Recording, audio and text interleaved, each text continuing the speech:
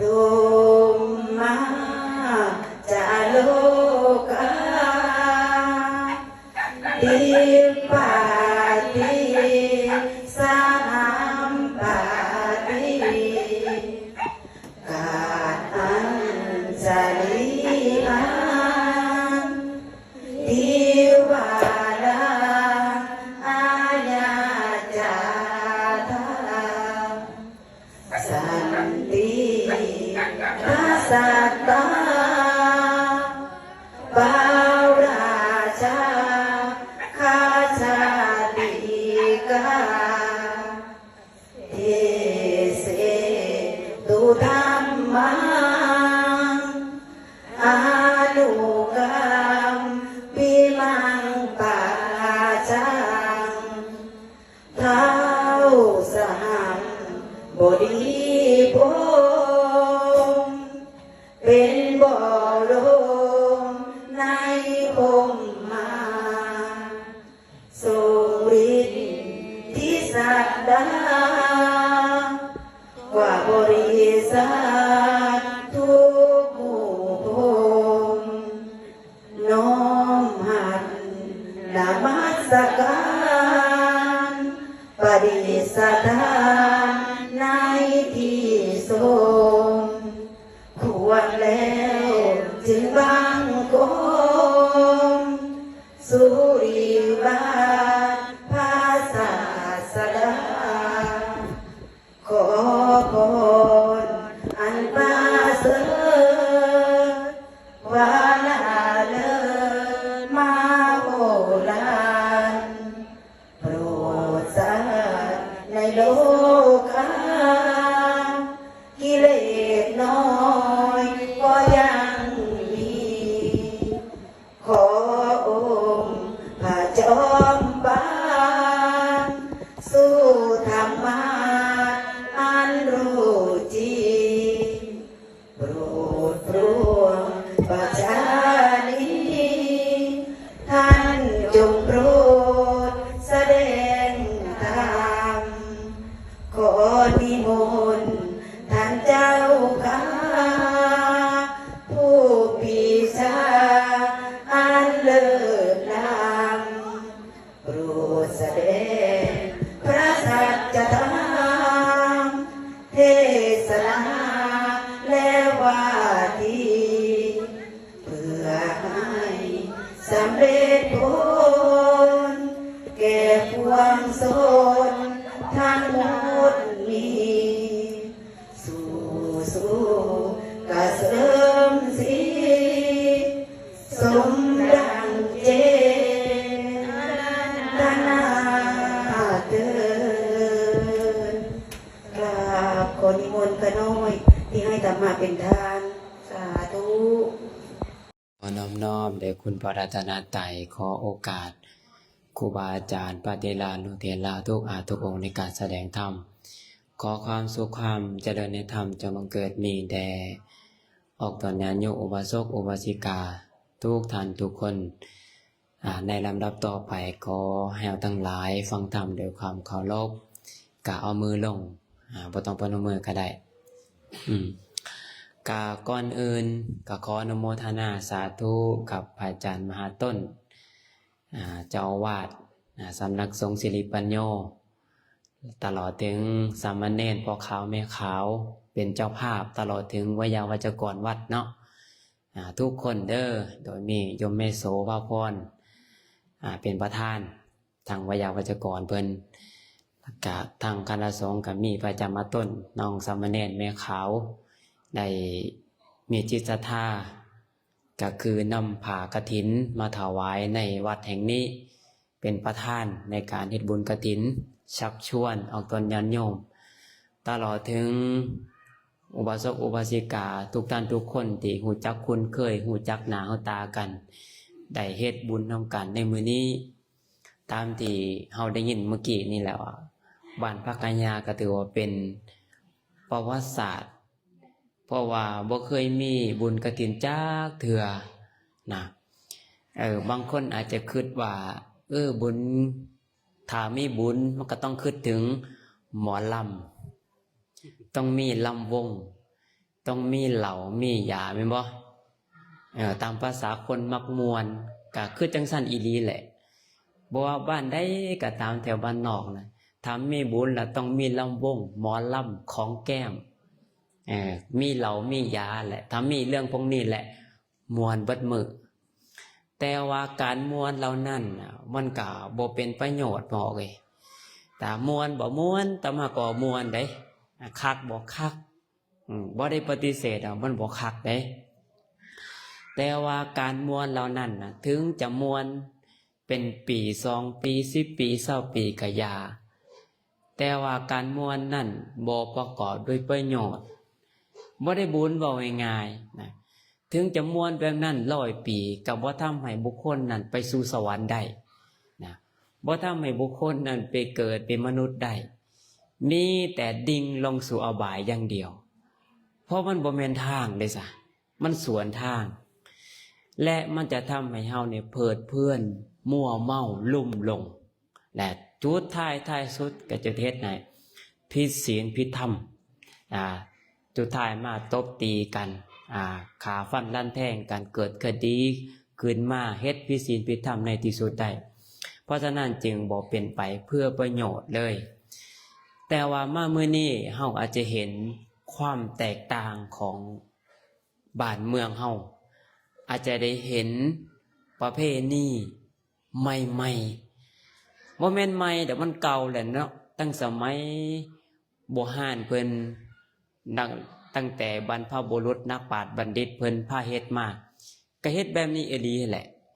แต่ว่ามาหลังๆนี่เฮาก็บ่ค่อยฮู้จักว่าบุญเป็นแนวใดต้องเฮ็ดแนวใดแน่แต่ว่าอาศัยคนผู้มักม่วนมักเมาก็เลยลุ่มปนกันบาดนี้จักหน้าจักหลังบ่ฮู้เลยบาด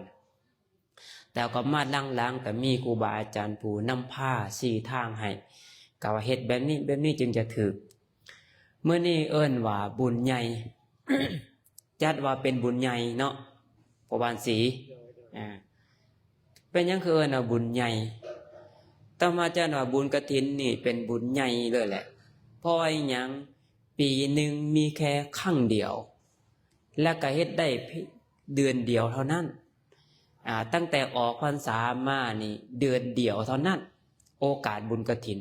ถัดจากนั้นไปก็เฮ็ดบ่ได้บาดปีเดียวมันก็มีแค่ครั้งเดียว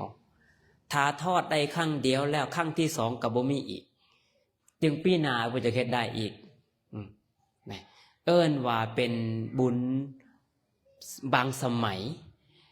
เป็นบุญกาลทานเฉพาะเจาะจงเฉพาะแค่เดือนเดียวเท่านั้นเนาะและอีกอย่างนึงเป็นหยังเอิ้นว่าบุญใหญ่เพราะว่ามื้อนี้นี่เฮาเฮ็ดบุญได้หลายๆอย่างไหนมีอีหยังแน่บุญกิริยาวัตถุทั้ง10อย่างในพุทธศาสนาเนี่ยเฮาเฮ็ดเบิดเลยมีอีหยังแน่แหละ1เบื้องต้นเฮาให้ทานแม่นบ่ทานน้ำไม้บุญสำเร็จโดยการให้ทานมื้อนี้มีการบริจาคมูลค่าพลละ10พลละ20พลละแสน200,000พลละพันเห็นประกาศซื้อแต่ละคนหลายคนโมอนุโมทนานำแม่นบ่เฮาก็ได้เสียสละนอกจากนั้นยังมีอีกข้าวปลาโภชนาอาหารข้าวผ้าต่างๆผ้าสบงผ้าจีวรแม้แต่พูดหลายๆอย่างบุญมีแต่ขั้นจ้องเกิบเป็นอย่างต่างๆมีศาสตร์มีหมอนเฮาก็ถือว่าได้บำเพ็ญทานบารมีเอิ้นว่าบุญสำเร็จด้วยการให้ทานประเภทที่1ประเภทที่2บาดนี้ปฏิทานามัยบุญสำเร็จด้วยการให้ส่วนบุญส่วนกุศลเมื่อเฮาทั้งหลายได้เฮ็ดบุญกุศลแล้วเฮาก็อย่าลืมอุทิศส่วนบุญส่วนกุศลนี้ไปหาญาติพี่น้องพ่อแม่ลุงเอาคนที่ล่วงลับไปแล้วว่าตั้งจิตตั้งใจประนมมือขึ้นสาธุเด้อบุญกุศลที่ข้าพเจ้าได้เฮ็ดมื้อนี้ได้ให้ทานในมื้อนี้ได้ขนขวายบุญต่างๆในมื้อนี้ขอแผ่บุญกุศลนี้ไปฮอดบิดามารดาปู่ย่าตานายญาติสนิทมิตรสหายตลอดถึงเจ้ากรรมนายเวรเจ้าที่เจ้าทางเด้อขออนุโมทนาขอให้ได้ส่วนบุญส่วนกุศลเด้ออันนี้เอิ้นว่าปฏิทานใหม่ บุญสำเร็จโดยการให้ส่วนบุญส่วนกุศลเนาะแก่ผู้ล่วงลับแม้แต่ผู้ที่ยังบ่ทันได้ล่วงลับก็สามารถที่จะให้ส่วนบุญส่วนกุศลได้เช่นกันคนที่ยังมีชีวิตอยู่เฮาก็สามารถให้ได้บ่ได้คือกันกลับไปบ้านไปเฮือนไปเห็นหน้าเห็นตาหมู่พวกพ่อแม่มื้อนี้ลูกไปเฮ็ดข่อยไปเฮ็ดบุญกุศลอยู่บ้านพักขญาเด้อบุญกฐินมื้อนี้ขอยขอแบ่งบุญกุศลให้เจ้าขอให้เจ้าอนุโมทนาเอาเด้อถ้าเขาเจ้าฉลาดฮู้จักบัดนี้สาธุสาธุเขาก็ได้บุญคือกันได้ประการที่สองประการที่สามบัดนี้ประการที่สามตัวนี้เอิ้นว่าอัปปัจจายนะไมบุญสำเร็จโดยการอ่อนน้อมถ่อมตนเมื่อนี้เฮาได้มาเฮ็ดบุญกุศลได้มาขาบมาไหว้ได้เคารพสักการะบูชาครูบาอาจารย์แม่นบ่อยู่ปกติแล้วเฮาก็เห็นหลวงปู่องค์เดียวเนาะแม่นบ่มีแน่น้อยอยู่บ่นี่หลวงปู่องค์หนึ่งแน่น้อยองค์หนึ่งเฮาก็เห็นแค่2องค์นี้แต่ว่ามามื้อนี้เห็นพระเจ้าพระสงฆ์มาหลายหมดแหละเฮาได้ขาบได้ไหว้ได้เคารพสักการะบูชานะเอิ้นว่าเป็นการเฮ็ดบุญอีกประเภทหนึ่งเป็นการลดมานะความถือโตลดความทิฏฐิเห็นแก่โตลดทิฏฐิความเห็นได้เนาะลดมานะได้มื้อนี้นะและตัวนี้บุญกุศลตัวนี้จะเป็นเฮ็ดให้เป็นเหตุเป็นปัจจัยเฮาไปเกิดในตระกูลสูงบุคคลที่ขาบไหว้เคารพสักการะบูชาผู้ที่มีศีลนี่จะเฮ็ดให้บุคคลนั้นมีเกิดในตระกูลสูงแต่เกิดตระกูลที่มั่งคั่งจะมีคนนับหนาตือตา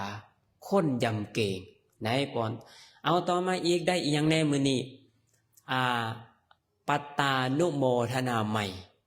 บุญกุศลบุญสำเร็จด้วยการอนุโมทนาส่วนบุญส่วนกุศลมื้อนี้เฮามาบางคนอาจจะมาโตเปล่าบ่มีอีหยังมาร่วมนำเพิ่นเห็นเจ้าภาพซึ่งนำโดยทางพระอาจารย์มหาต้นเพิ่นก็นำมาเขาเห็นโอ้เพิ่นเป็นเจ้าภาพเนาะเป็นเจ้าภาพป่าเจ้าภาพนั่นนี่ต่างๆเฮ็ดจังไดน้อมจิตน้อมใจไม่ออกให้ยินดีพอใจนำเพิ่นตัวนี้ก็ถือว่าได้บุญกุศลได้แบบง่ายๆแบบฟรีๆโดยที่บ่ต้องเสียเงินอีหยังเลยได้ขอนี่นะก็คืออนุโมทนาต้องน้อมจิตน้อมใจบ่แม่นแต่ในมือนี้เท่านั้นแม้แต่เฮาไปทางอื่นทางไกลทางใต้ทางเหนือไปเห็นกระเจ้าเฮ็ดบุญกุศลไปวัดไปว่าไปฟังเทศน์ฟังธรรมไปเฮ็ดหยังก็แล้วแต่ถ้าเฮาเห็นเขาแล้วน้อมจิตน้อมใจอนุโมทนาสาธุเด้อผู้นี้จักเฮ็ดอีหยังน้อเป็นเจ้าภาพกฐินน้อเป็นเจ้าภาพผ้าป่าน้อเป็นคนสร้างกุฏิคนสร้างห้องน้ำเป็นคนสร้างหนทางเป็นคนสร้างประตูของสร้างอีหยังก็แล้วแต่เท้าเห็นแล้วก็น้อมจิตน้อมไปโอ้ผู้ใดน้อเป็นคนมาสร้างเนี่ยจะเป็นงามแต่สาธุเด้อขอให้ข้าพเจ้าได้ส่วนบุญส่วนกุศลนำเด้อแบบนี้ก็ได้คือกันไม่ออกแต่ว่าบ่ทาว่าต้องว่างใจให้มันเป็นได้แต่ถ้าว่างใจบ่เป็นบาปเด้บางคนจังได๋ว่างใจบ่เป็นโอ้ยศาลานี่คือสร้างไงกระดักกระดอแท้บ่เสียเงินเสียดายเงินเด้โอ้ยจักสร้างอีหยังกระดักกระดอสร้างแล้วก็มีคนอยู่แบบนั้นเอาบาปสู่หัวได้น่ะแน่นอกจากบ่ได้บุญกุศลแล้วเป็นการสร้างบาปให้เจ้าของพอโอ้ยสิมนี่คือเป็นอย่างใหญ่แท้สร้างแล้วก็จักใช้ประโยชน์หรือบ่ใช้ประโยชน์โอ้ยไปสร้างอย่างอื่นบ่ดีบ่นี่คิดแบบนั้นจิตเป็นอกุศลแบบนั้นเป็นบาปเด้นี่น่ะอันอยู่ซื่อก็เอาบาปใส่หัวเจ้าของอันนั้นก็ได้แต่ว่าต้องวางใจมันเป็นไม่ออกเฮ็ดบุญกุศลแล้วต้องวางใจให้มันเป็นโอ้ผู้ใดก็อย่าเฮ็ดบุญกุศลมื้อนี้ขอให้ข้าพเจ้าได้ส่วนบุญส่วนกุศลนำเด้อใจมันต้องน้อมนำได้ไม่ออกบางคนในสาธุแต่ปากได้ซื่อแต่ว่าใจบ่น้อมได้บ่ได้ใจมันต้องยินดีนำได้ถึงก็เจ้าจะให้น้อยของลายบ่สำคัญแต่ว่าใจมันต้องน้อมยินดีให้อ่อนซ้อนน้ำเขาชื่นชมน้ำเขาตัวนี้เป็นการกำจัดกิเลสอย่างหนึ่งก็คือความอิจฉาริษยานี่โดยปกติแล้วเฮาจะบ่ค่อย ยินดีบ่ค่อยพอใจบ่ค่อยชื่นชมกับคนอื่นจะบ่ค่อยเห็นดีเห็นงามกับความสำเร็จของคนอื่นปานใดแต่ถ้าว่าเฮาสามารถที่จะย่อคนอื่นได้สามารถชื่นชมคนอื่นได้ก็แสดงว่าเป็นการลดกิเลสอย่างหนึ่งก็คือความอิจฉาริษยาไม่ออกนะต่อมาอีกบัดนี้ไวยาวัจจะไมบุญสำเร็จด้วยการค้นขวายตอนนี้สำคัญที่สุดเลยงานนี่จะสำเร็จได้ก็ย้อนการค้นขวายไม่ออกมีอีกอย่างแล้วขนขวายซอยแบกซอยหามซอยยกซอยยู่ซอยทำความสะอาดเก็บกวาดไปเมี่ยนไปล้างไปทำความสะอาดจัดโต๊ะจัดตั้งจัดเต้นเก็บกวาดเศษตุอีหยังบอกจบบอกงามต่างๆเฮาสามารถไปซอยกันได้ยกกันได้ถ้าแขกมาทางไกลบอกนั่นเด้อน้ำกินเด้อน้ำดื่มเด้ออันนั้นห้องท่านเด้ออันนี้ห้องน้ำเด้อพุ่นกุฏิเด้ออันนั้นห้องพักเด้อแนะนำแบบนั้นจัดว่าเป็นบุญอีกประเภทหนึ่งคือกันไม่ออกเอิ้นว่าคนขวายเนาะตัวนี้เป็นการกำจัดภัยอันตรายป้องกันเด้นี่นะนี่ถ้าบ่อยบุคคลใดเฮ็ดประเภทตัวนี้ได้นี่บุคคลประเภทนั้นว่าสิไปทางใต้ทางเหนือจะบ่มีภัยอันตรายคุกคามจะบ่มีอีหยังมารบกวนสิ่งโซให้ต่างๆจะกำจัดเลยตัวนี้นะไหนอีกต่อมาบานนี้ศีลไมไม่ออกศีลไมก็คือบุญสำเร็จด้วยการรักษาศีลเมื่อนี้เฮามีการสมาทานศีลแม่นบ่สมาทานอยู่บ่แหละผู้อื่นเด้บ้านนี้ได้สมาทานอยู่บ่แม่นแต่เว้าแต่ปากซื่อเด้ฮะสมาทานอยู่บ่แหละเข้าใจอยู่บ่เข้าใจแนวใดเราเข้าใจเบิดฮะศีลต้องสมาทานตั้งใจรักษาแท้ๆเด้จึงจะเอิ้นว่าผู้มีศีลถ้าปากว่าปานาติปาตาเวรมณีสิกขาปทังสมาธิยามิอทินนากาเมสุมิชฌามุสาอติสุราเฮาเว้าไปอยู่แต่ปากแต่ว่าใจมันเนี่ยบ่ได้น้อมบ่ได้น้อมคิดอยากจะรักษาศีลบ่ได้คิดอยากจะงดเว้นจากการฆ่าเบียดเบียนบ่ได้คิดงดเว้นจากการลักบ่ได้คิดอยากจะงดเว้นจากการผิดลูกผิดเมียนอกใจสู้นอกใจแฟนบ่ได้คิดอยากจะเว้นจากการเว้าขี้ตัวส่อเสียดคำหยาบบ่ได้คิดอยากจะเว้นจากสิ่งมึนเมาก็ถือว่ายังบ่ถือว่าเป็นคนมีศีลเพราะว่าศีลนั่นต้องเจตนาที่จะรักษาแท้ๆเด้ไม่ออกแม่นบ่ปากเว้าซื่อๆเว้าสมาทานแต่ว่าใจบ่ได้น้อมบ่ได้คิดอยากจะรักษากะจัดว่าเป็นคนที่บ่มีศีลถ้าสมมุติว่าบุคคลนั้นเกิดมาบ่เคยฆ่าสัตว์เลยบ่เคยลักเลยบ่เคยผิดลูกผิดเมียเลยบ่เคย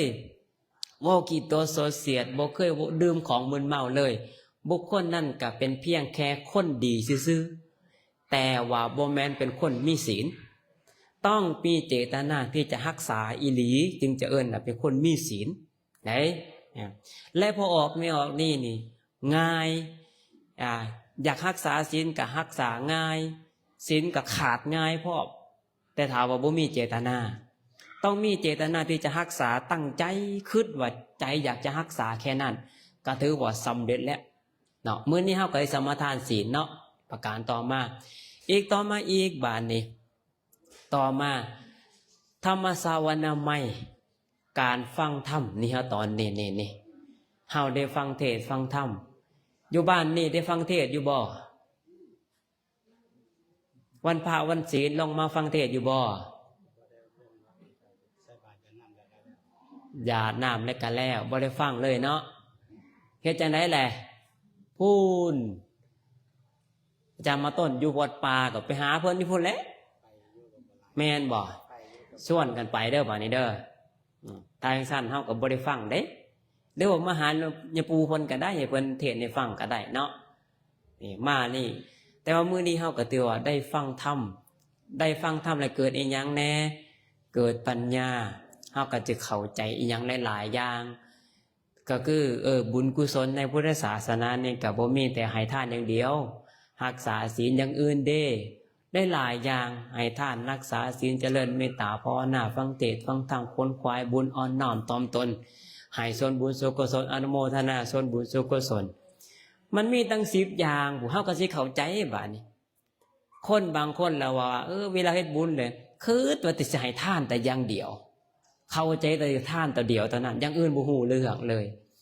แต่มื้อนี้เข้าใจแล้วบ่มื้อนี้เข้าใจแล้วบ่เด้อแล้วสิถามคืนสิเข้าใจบ่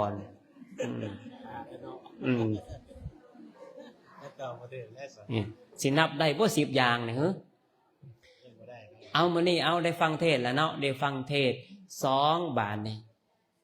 เทศนาใหม่ก็คือการแสดงธรรมตัวนี้เนี่ยเป็นหน้าที่ของพระไม่ออกพอออกกันสามารถเทศได้บ่ก็เทศได้คือกันและการเผยแพร่พุทธศาสนากับบ่แม่นหน้าที่ของพระอย่างเดียวพอออกไม่ออกก็สามารถที่จะเว้าธรรมะได้คือกันกลับไปบ้านเอาหลักคำสอนของพุทธศาสนานี่แหละไปบอกไปสอนบอกลูกหลอกหลานแนะนำหมู่เพื่อนมิตรสหายญาติพี่น้องหรือคนไกลทั้งทั้งไกลทั้งไกลฮู้จักแล้วก็คอยบอกคอยแนะนำพร่ำสอนด้วยเมตตาจิตเนี่ยก็ถือว่าเป็นกุศลอีกอย่างหนึ่งแล้วก็เป็นบุญกุศลอย่างหนึ่งเฮาก็สิได้ญาติมิตรสหายจะได้หมู่เพื่อนเป็นกัลยาณมิตรของกันและกันและต่างคนก็เป็นแวนเป็นกระจกให้แก่กันและกันนะมีอีหยังก็สามารถตักเตือนบอกสอนกันได้แนะนำกันได้นะเฮาก็สามารถที่จะเจริญงอกงามไปในทางที่ดีก็จะเป็นเหตุเป็นปัจจัยให้เจริญในทางศีลทางธรรมเจริญทางโลกแล้วก็เป็นเหตุเป็นปัจจัยให้ได้มนุษย์สมบัติสวรรค์สมบัติแล้วก็นิพพานสมบัติได้ก็ย้อนว่าเห็นตักเตือนกันแล้วไม่ออกโดยเฉพาะในปัจจุบันนี่เป็นจังได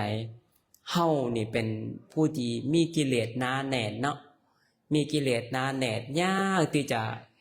เห็นความผิดของกันและกันได้บางเทื่อก็เฮ็ดความชั่วโดยบ่ฮู้โตหลงถือกิเลสมันครอบงำก็เฮ็ดผิดได้บางทีก็ได้บางเทื่อก็ตอนมันกิเลสมันครอบงำเฮาบ่ฮู้ได้บ่มีสติได้ตอนนั้นน่ะแต่พอฮู้สึกโตแล้วบาดฮู้จักว่าโอ้เฮ็ดผิดไปแล้วตอนมีสติแล้วจึงฮู้สึกบัดนี้ก็มีเฮาได้ธรรมะนี่ก็คือการไม่ออกฟังเทศน์นี่ก็เป็นการได้ปัญญาจะได้ไปสอดไปซองไปเบิ่งไปแย่งโตเฮาเองแล้วก็ไปเบิ่งคนอื่นซอยกันเป็นหูเป็นตาซึ่งกันและกันต่างคนก็เป็นกระจกเป็นแว่นเป็นหยังให้กันและกันนะเนาะเอาต่อมาอีกบัดนี้มีอีกอย่างอีกขอสุดท้ายทิฏฐุชุกรรมนะตอนนี้ก็คือว่าการทำความเห็นให้ตรงเพิ่นว่าก็คือว่าเชื่อมั่นเนาะเชื่อมั่นก็คือว่าเชื่อมั่นว่าบาปมีนรกมีสวรรค์มีศาสนามีศาสตร์นี่มีคุณบิดามารดามีการให้ทานของเฮามีผลการรักษาศีลของเฮามีผลการเฮ็ดบาปได้บาปเฮ็ดบุญได้บุญนะว่ายังไงก็คือเชื่อบาปเชื่อบุญเชื่อคุณเชื่อโทษนั่นแหละเฮ็ดอีหยังลงไปเฮาจะต้องได้สิ่งนั้นกลับมาบ่ซ่าเก่าไว้นะแต่ว่าการที่เฮาเป็นอยู่ในปัจจุบันนี่ก็เนื่องจากผลในอดีตไม่ออกได้ผลในอดีตที่เฮาเฮ็ดมาที่ผ่านมาอดีตที่ผ่านมาเมื่อวานนี่ก็ดีเดือนนึงก็ดีปีนึงก็ดีหรือว่าแม้แต่ในชาติที่แล้วเนาะก็จะเป็นเหตุเป็นปัจจัยให้เฮากลับมาอยู่ในปัจจุบันในจุดนี้นะ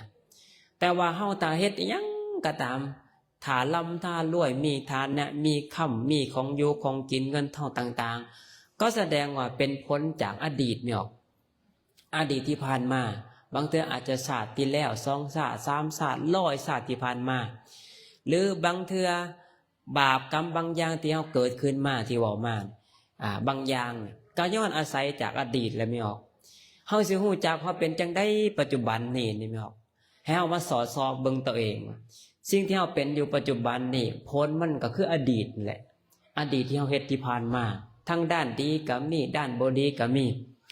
ธรรมดาว่าความดีหรือความบ่ดีนี่ทุกคนก็มีกันเบิดนั่นแหละส่วนว่าผู้ใดสิมีน้อยมีหลายมันก็แตกต่างอยู่ตรงนี้เนาะ มื้อนี้เฮาได้ตั้ง10อย่างเลยเด้นี่จัดว่าเป็นบุญใหญ่บ่ใหญ่บ่หรือบ่ใหญ่บุญใหญ่บ่แม่นบุญบังไฟได้บุญตั้งหมอลำได้มีเหล้ามียาได้บ่แม่นอันนี้แหละไม่ออกเฮ็ดไงน้อยแต่ว่ามันได้บุญมหาศาลเนาะเอิ้นว่าจังไดขี่ตั๊กแตนไล่จับสร้างแม่นบ่เป็นจังได๋ขี่ตั๊กแตนไล่จับสร้างหมายความว่าเฮาลงทุนน้อยๆไม่ออกแต่ว่าเฮาได้ผลมหาศาลแต่ว่าบางเทื่อบาดนี้ถ้าเฮาเฮ็ดบ่ถูกได้ไม่ออกไผบ่ถูกคือว่าแหละขี่สร้างไล่จับตั๊กแตนบาดเฮ็ดบุญบักใหญ่บักใหญ่หม้อมีหมอล้อมหมอลำโอ้ยมีตู้มาลำบงมีเหล้ามียาเสียงงั้นตุ่มตุ่มตุ่มตุ่มโอ้ยใจคือสิหลุดนี่บางทีก็ด่าไปมากคือไปห่วมเนาะแบบนี้ใหญ่บ่ใหญ่ใหญ่แต่ซื้อมันนี่ซื้อแต่ว่าบุญมันได้น้อยไม่ออกเลยเนี่ยถ้าว่างานได้ใหญ่แต่มาก็ว่าใหญ่ม่วนบ่ม่วนแต่ว่าบุญเฮาได้หั่นนะไม่ออกมันน้อยเนาะแต่มาไปห่วมงานทางเสบังไฟพูดแหละบอกชื่อบ้านดอกไปเทศเขานิมนต์ไปเทศปอทูลำวง2 หางอันเป็นนอนอยู่สังกะสีมั้งกะสีมันก็เก่าเติบกุฏิ2 สั้นตุ่มสังกะสีมันยังเต้นนำไม่หรอปอทูมันแห้งนะตู้มันเปิดแห้งตึงตั้งแต่หัวแรงจนสอดแจ้งตับนี่จนจะออกไม่หรอปอทูบานนี้ตมากะทำท่าถามอันไม่ออกบทงานนี่บทเงินหลายปานไหน400 ล้านไม่ออกปอตูเบิดกองบุญซื้อกองบุญอีหยังต่างๆเพิ่นน่ะไปประมาณ7 กองนะบ้านอยู่มีออกอยู่นี่นั่งอยู่นี่แหละบอกซื้อดอกบ่ขอบอกนี่นั่งอยู่นี่แหละมีคนนึงบอกซื้อตมาพิเทศโอ้ว่ะตมาเห็นเขาจะเปิดตู้ตุ้มๆเนาะจะลบมาให้กูฟังเพลงบ่หรือมาให้เทศเขาจะฟังว่าแต่ว่าก็คิดอยู่ในใจหลังจากกลับมาแต่เมื่อนั้นแต่มาเป็นไข้เลยเพราะมันบ่ได้นอนได้ซะตับมันคือสิออกนี่นะปอขนาดบุญแจกได้เห็นไหมนะแต่มาคิดเบิ่งว่าเหมือนเฮาขี่สร้างไล่จับตะกะแตนเนาะบ่ได้อีหยังเลยนะมันคือว่าบุญกุศลนะบ่ได้อยู่แล้วแต่มวลนะมวลน่ะบ่ว่าหยังดอกอันนั้นมันได้อยู่แล้วอันนั้นนะแต่ว่าบุญกุศลน่ะมันได้น้อยนะเกิดสื่อนั่นสื่อนี่เข้าของอันนั้นน่ะมันบุญมหาศาลตั้ง300 ล้าน400 ล้านเนาะมันมหาศาลเด้ถ้าตัวตมาเนี่ยเกิดจาก10 ชาติก็จักได้ละบ่300 ล้านนะแม่นบ่แต่ว่าบุญกุศลที่เฮาได้มาโอ้ยนึงอ่ะนะมันก็บ่สมควรแต่ว่าอันนี้เนี่ยมันเป็นงานน้อยแต่ว่าได้บุญมหาศาลเนาะแม่เฮ็ดแล้วมันจุใจมันมันเปิ้มนะมีแต่บุญกับบุญนะอันนี้แหละบุญของแท้ไม่ออกไว้นะให้จำไว้เด้อทางพ่อญาเด้อส่วนกันเฮ็ดแบบนี้แหละมนต์ครูบาอาจารย์มาเทศน์มารับทานได้เพิ่นกล่าวธรรมะให้จะได้เข้าใจนะนิมนต์จะมาต้นนี่มาเทศน์อยู่ไกลๆนี่เพิ่นเว้าธรรมะให้ฟังเฮาจะได้ทราบซึ่งเข้าใจเฮ็ดบุญมันถูกเด้เฮาก็จะได้บุญกุศลอย่างแท้จริงได้แต่บ่แม่นเอาม่วนน่ะลิ้นบ่ได้ก็ได้ดอกเนาะเหมียวเนาะแม่นบ่ลิ้นบ่ได้ก็ได้อยู่เฮือนเฮาก็2 ผัวเมียเต้นอยู่เฮือนก็ได้นะแต่ว่างานจังซี่เนี่ยสำคัญแฮงอันนี้ก็ถือว่าเฮ็ดถูกแล้วเนาะทั้งพ่อบ้านเพิ่นก็ดีทั้งศีลวัดทั้งพ่อบ้านเฮ็ดแบบนี้แหละง่ายๆสบายๆได้บุญเต็มเลยแหละอันนี้แหละกะขออนุโมทนาสาธุเด้อเอาทวนก่อน10 ขอมีหยังแน่นี่เอาก่อนจะลองถามก่อนได้มีหยังแน่เอาขอที่1ทานไม้เนาะให้ท่านเด้ให้ท่านให้ท่าน2รักษาศีล3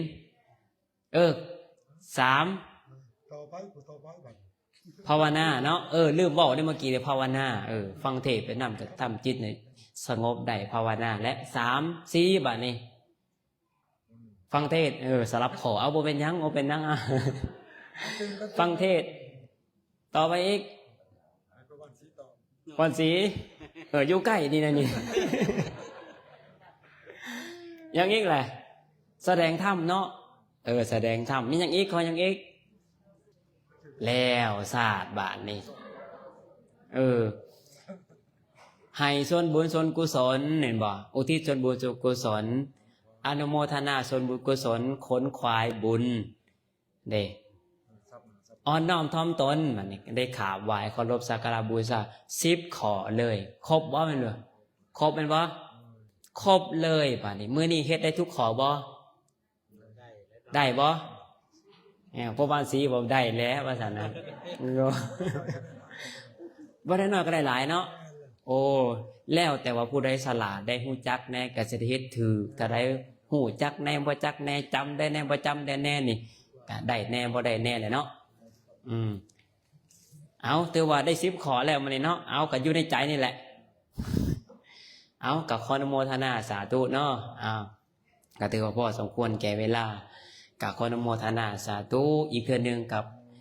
พระอาจารย์มหาต้นกับพร้อมตั้งสามเณรพ่อขาวแม่ขาวในวัดตลอดถึงวิยาวัจกรเพิ่นได้เป็นเจ้าภาพกฐินในวันนี้แล้วก็ขออนุโมทนาออกตัวเนี่ยย่องทุกท่านทุกคนที่มาร่วม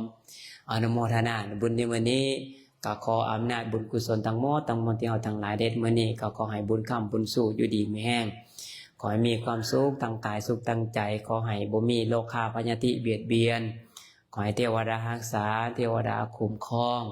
ขอให้เจริญงอกงามในศีลในธรรมหาเงินหาทองก็ขอให้มีเงินมีทองกองกินของใส่บ่อึดบ่อยากสุดท้ายแต่สุดนี่บุญกุศลเดชในมื้อนี้จงเป็นเหตุเป็นปัจจัยให้ได้มนุษย์สมบัติสวรรค์สมบัติและก็ขอให้ได้นิพพานสมบัติในอนาคตการอันบ่ช้าบ่นานนี้จงทุกท่านทุกคนด้วยเด้อ